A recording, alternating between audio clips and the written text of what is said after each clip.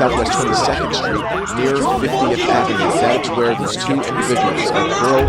The C8 Corvette is far and away the most desirable generation of the Corvette, and the theft rates of these cars reflect that. In fact, since the C8 was introduced back in July of 2019, the theft rates of Corvettes have exploded. Boy, that escalated quickly. I mean, that really got out of hand fast. It jumped up a notch. And once production of the ultra desirable ZR1 started, theft rates jumped even higher. And while some thieves are simply stealing empty cars from parking lots, a growing number of people are robbing Corvette owners at gunpoint and often pistol whipping them and shooting them in order to take their cars. New details now out of Panola County, where authorities responded to a traumatic robbery. Tonight, they're searching for the remaining two people they say helped steal two Corvettes at gunpoint.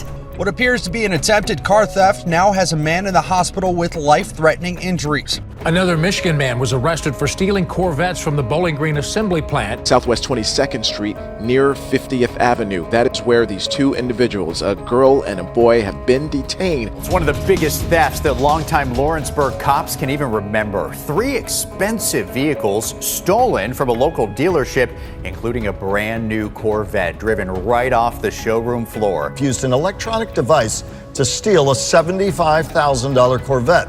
Now on just one station, a high-priced ride gone in 60 seconds when burglars take off with the Corvette parked in its owner's driveway. And take a look at this brazen theft in broad daylight. A Corvette on Corvette crime, if you will. Memphis police released this video of thieves in a black Corvette breaking the window of a yellow Corvette. This can't be happening. But it's not just the Corvette's desirability that's leading to the increase in thefts. New handheld devices that disable the car's security systems and soft on crime political policies have also been big contributors to the increase in thefts.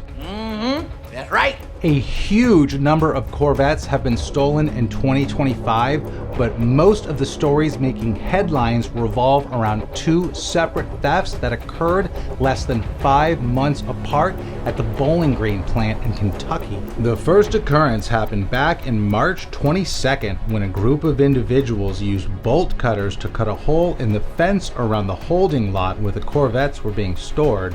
They then broke into 8 Corvettes worth an estimated $1.2 million, which they were able to drive out of the facility by following a delivery truck through security. Then, after pulling out of the Bowling Green plant, they drove the stolen Corvettes to various parking lots in the nearby area, where they had arranged to be met by professional automotive transporters. One of the transporters was told he would be picking up 2 2017 Corvettes, but when he arrived to pick up the cars and instead saw 3 2025 Corvettes, he became suspicious and called the police. Other Bowling Green residents noticed the suspicious behavior of the thieves who were parking the stolen Corvettes in their neighborhood and also called police. All 8 cars were eventually recovered. While a large number of people were involved in the heist, so far only 2 people have been arrested: Deontay Walker and Amarian Jordan, both from Detroit. Here's body cam footage of Deontay Walker being arrested. Stop running! Oh! Stop running! I'm gonna tase you! I'm gonna tase you!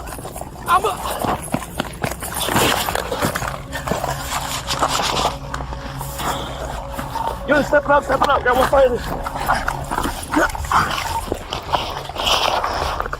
Thank you. All right, turn around. All right. Hey, what's over here? What's over?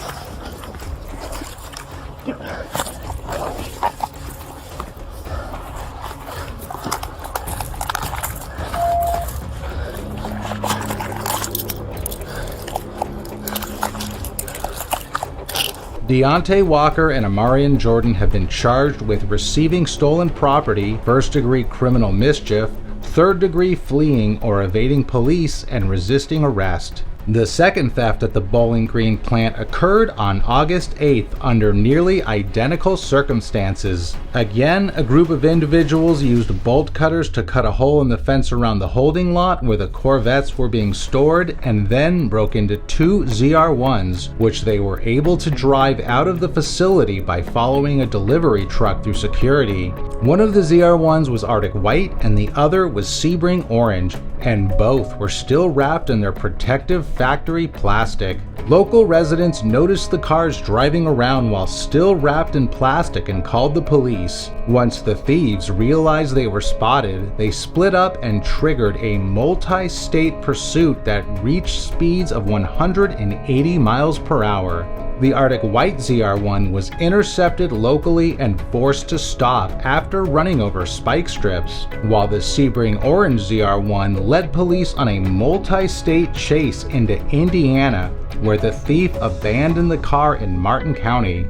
Both cars were returned to GM undamaged, save for the tires punctured by the spike strips. Authorities have arrested 20-year-old Dadrin Cook of Detroit, who was driving the white ZR1, and charged him with grand theft auto, evading police, wanton endangerment, and participating in organized crime. He's currently being held in the Warren County Regional Jail. The second suspect remains at large. Since all of the suspects that have been arrested are from Detroit, and because the thieves used nearly identical methods to steal the cars, police are trying to determine if the same group is behind both thefts. And GM, it sounds like you need to seriously rethink your security strategy for the Bowling Green assembly plant. Another recent high-profile theft of Corvettes involves 5 suspects who are accused of stealing nearly 30 Corvettes and Camaros worth $1.1 million.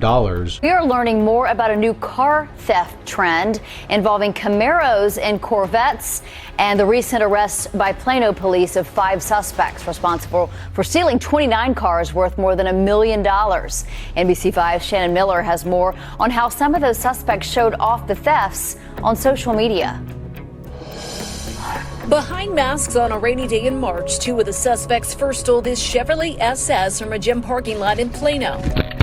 And that was just the start. Between March and April, Detective Stephen Howell says these 5 suspects stole 29 cars, mainly Camaros and Corvettes valued at $1.1 million from apartment and gym parking lots in more than a dozen cities. So essentially they're doing their intel work. You know, they want to know where that vehicle is and where it's going to be parked later at night, is to better ensure the fact that they can come back and it's going to be located there and they're not wasting their time. Detectives say once those suspects stole the vehicles from parking lots just like this, they used those stolen cars to post content on Instagram. Those videos show the suspects doing donuts in the middle of the street, doing street takeovers before they ended up selling the cars. This video shows one suspect behind the wheel of a stolen Corvette. We continue our investigation to figure out that they were renting storage units to store the stolen vehicles in. This surveillance video shows when Plano police closed in on 2 of the suspects at the storage units. They were later able to recover several of the stolen vehicles. And just to pour salt on the wounds of the victims whose cars were stolen, the thieves sold most of their cars for just $5,000 each. If you're finding this video to be informative, please give it a like so YouTube shows it to other automotive enthusiasts. And if you're new to my channel, I publish original automotive content that you cannot find anywhere else. So if you're not subscribed yet, click below to subscribe. While these cases were non-violent and thankfully no Corvette owners were hurt, other Corvette owners have been robbed at gunpoint, and some have even been pistol whipped and shot. What? What the fuck? Just recently in Chicago, the owner of a C7 Corvette was shot in the face by a group of men who were attempting to steal his car. None of the suspects have been caught. And back in May in Kansas City, thieves fired guns into multiple houses as they were attempting to steal a Corvette Grand Sport. In Florida, the owner of a 2019 Corvette was approached by 2 armed gunmen who pointed a gun at him, threatened to kill him, pistol whipped him in the head and pulled him out of his car, which they then jumped into and drove off in. But they had absolutely no idea how to drive the car and ended up driving into the grass and spinning out. Well, how do you feel you handled that situation? Not as well as I could have. Luckily, they were spotted by a police helicopter, which ended up capturing some incredible footage. And shortly after, police were in pursuit and captured the two thieves. Juliet 42, I'm right past the 114 on the westbound side. You run the red ball, you're going to be northbound 472. Almost spun out. There's a fish down that's continuing westbound 472. 25 is the other roundabout. 110 Central on the same stop here, box.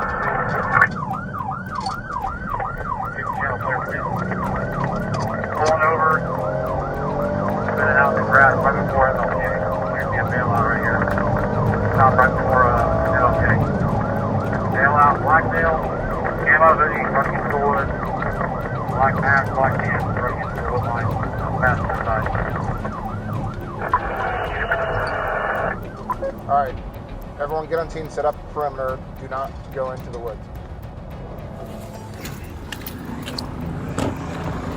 Where you got, Sarge? Guys out. Alright. Alright. I got my PA. We'll use my PA. Get out of the car! Do it now! Got one in the woods. Hey, y'all be careful to dive right into the woods over here to the north. Alright. Hey, Brandon, I have this. Just keep your eyes on the woods. Walk! Keep walking! Go down to your knees. Wooden, you take cover. Wooden, take cover. Cross your feet at your ankles. Do it now. Put your hands on top of your head. Hold on. Hold on. Do not move. You guys got eyes on him? Okay. Hey, that's my car. You're good. Do not move. We're gonna let's move up here. Let's go. Keep coming back. Keep coming back. Keep coming back. Get down on your knees. Down on your knees. Take a deep breath and relax, okay? Stand up. Come back this way. Yeah, so there's the Glock with the extended mag. So we're just gonna hold this. There's nothing else. Aware of a burglary just occurred in Edgewater, not being requested at this time. There's a trunk or anything else like that. The driver, Mikkel Bailey, was charged with armed carjacking and aggravated battery with a deadly weapon. He was also arrested on outstanding warrants for burglary, grand theft, and witness tampering. Britton Polk was charged with possession of a firearm and ammunition by a convicted felon and violation of probation. New details now out of Panola County, where authorities responded to a traumatic robbery. Tonight, they're searching for the remaining two people they say helped steal two Corvettes at gunpoint. It happened on Monday near Highway 79 north into Barry. Now, the sheriff's office tells us 3 men were pulling people over with a firearm, forcing one woman to undress down to her underwear and then zip tying her before leaving with both cars. During their investigation, officials say they were able to name one of the suspects. Dasani Dawson is his name, and he was arrested in Shreveport today. Tonight, their search continues for the other 2 men wanted for this crime, adding they do not believe the public is in any danger. Fucking come out! Don't fucking come out! You fucking come out, I'm gonna shoot you! Don't come out! Do not come out! It's a fucking car, don't lose your life, dumbass! Do not lose your life over a fucking car! Do not lose your life over a fucking car! And in February in Memphis, 2 armed men carjacked the owner of a red C8 Corvette. And again in Memphis at roughly 3 a.m., a Corvette owner was attacked by a group of men in a Nissan Maxima who rammed his car and then opened fire on him in a bump and rob attempt to steal his Corvette. But in this particular case, the Corvette owner pulled out his own gun and fired back at the thieves. Say hello to my little friend! which caused them to exit the Nissan and flee on foot. They later returned to the Nissan and drove away. There is footage of the crime being committed, but the suspect's name and images are being kept from the media. And again in Memphis, two men stole a C8 Corvette which they used for a multi-state crime spree and ended up hitting 3 construction workers and killing one of them. And in Arlington, Virginia, the owner of a C8 Corvette was carjacked by several people who held him at gunpoint and stole his keys, wallet, and other personal items before shoving him to the ground and driving away in his Corvette. Footage shows the blue C8 being driven away just after it was stolen. Honestly and unfortunately, I could spend a couple hours talking about all of the violent Corvette thefts that have occurred over the past 2 years.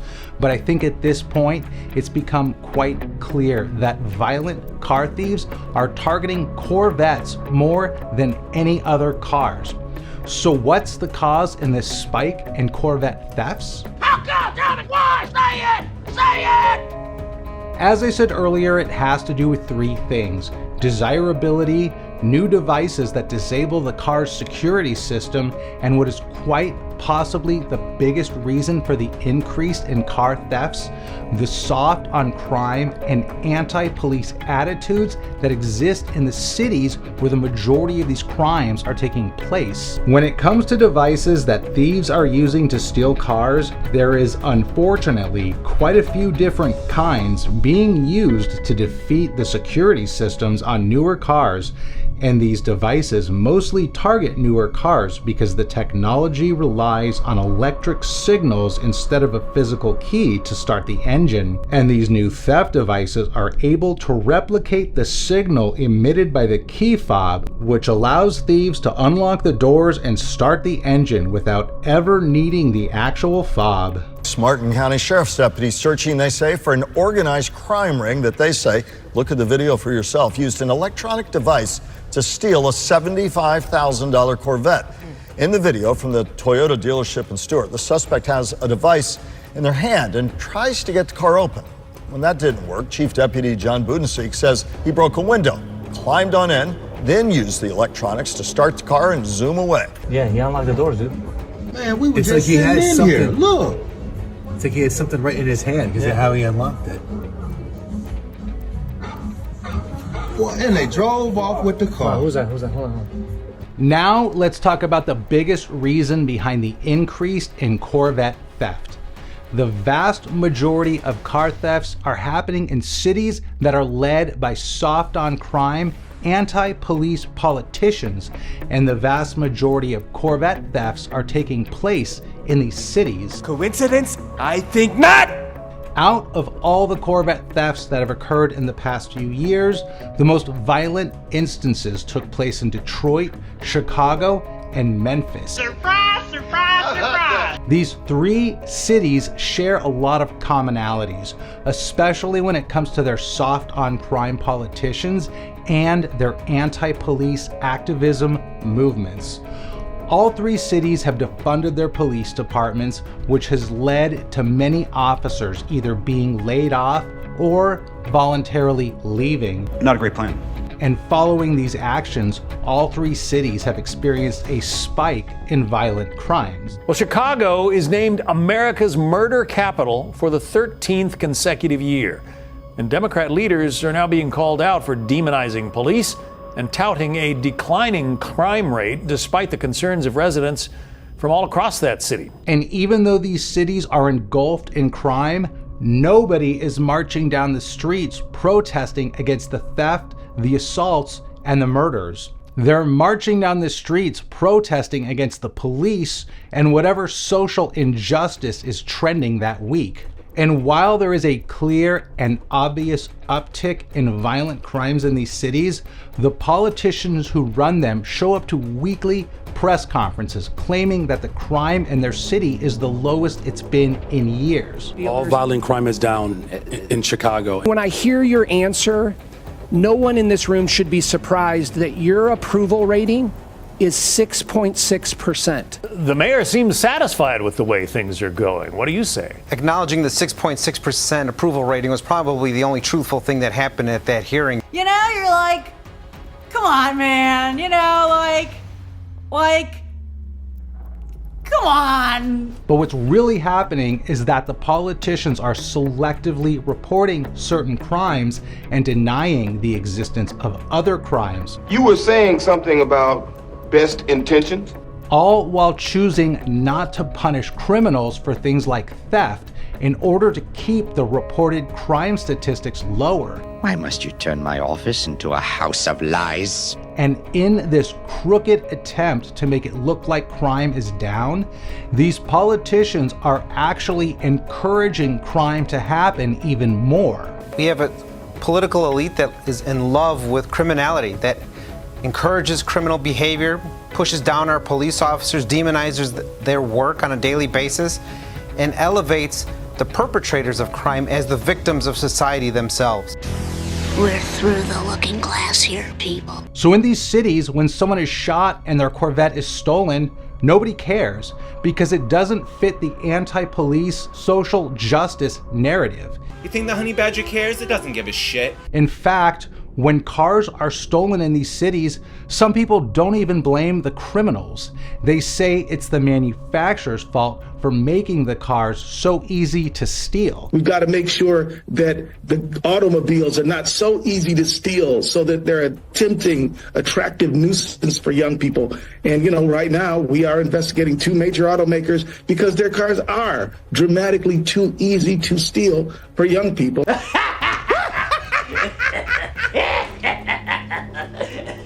And some people even say that the people stealing the cars are the real victims because according to them, society has given them no other choice but to steal cars.